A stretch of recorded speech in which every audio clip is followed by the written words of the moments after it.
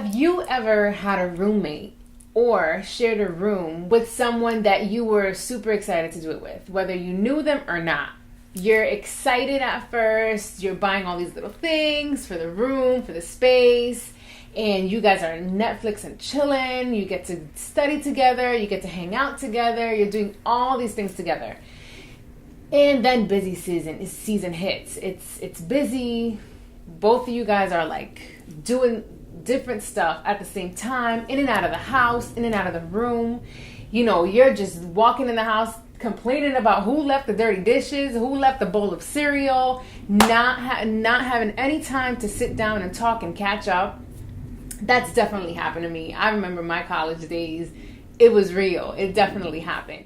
And how many times does that happen with your relationship with God? It's happened already this week. I'm like getting frustrated with myself. When am I going to have the time to spend time with you, Jesus? When is it going to be that quality time, the time that fills me with enough energy to go throughout the week? It's just non-existent sometimes. Yeah, me too. It's non-existent sometimes. Patterns and schedules. I'm a schedule person, type A.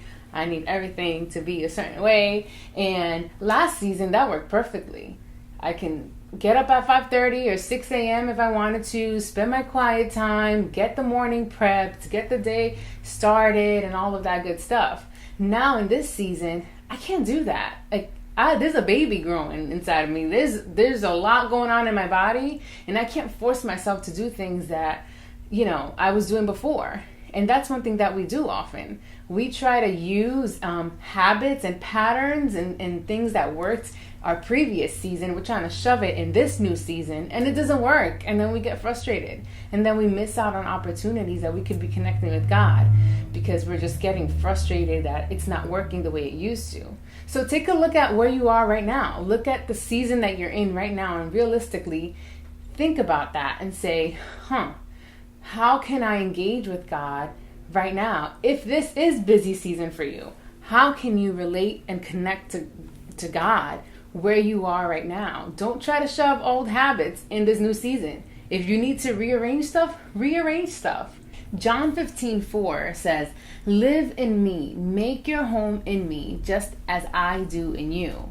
In the same way that a branch can't bear grapes by itself, but only by being joined to the vine, you can't bear fruits unless you are joined with me. I cannot expect to bear the fruit of like a great week filled with energy and I'm productive. I got all this stuff done and all of which it can happen, but so much more can happen if I'm connected to the vine. It just takes us stopping to listen to the whisper in the midst of the crazy, chaotic season.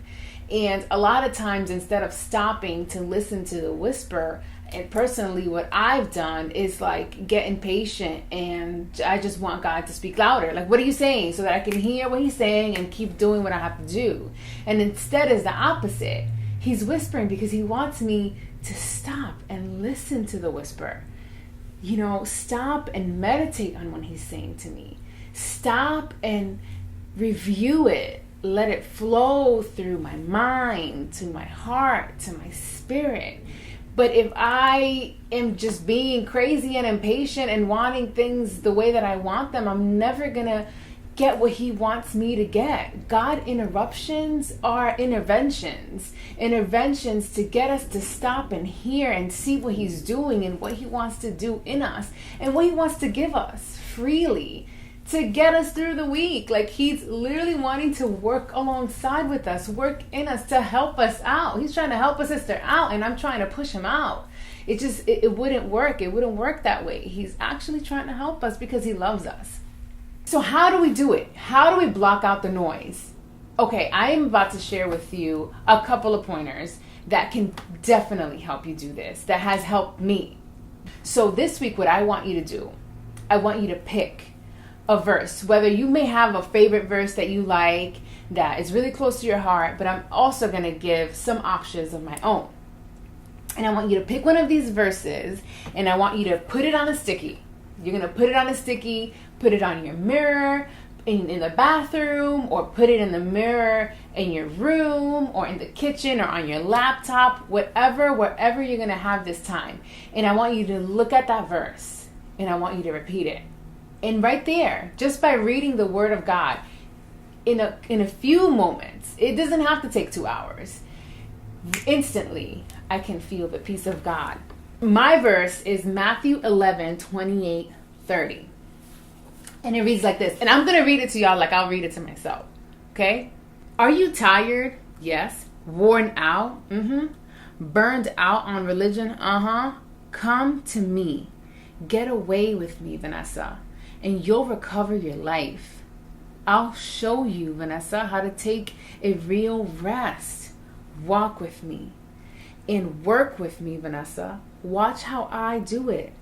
Learn the unforced rhythms of grace. I won't lay anything heavy or ill-fitting on you. Vanessa, keep company with me and you'll learn to live freely and lightly. And then I'll go back and say, Vanessa, get away with me and you'll recover life and you'll have real rest. And breathe. And thank him. And thank him for his word. Thank you so much for watching and for tuning in.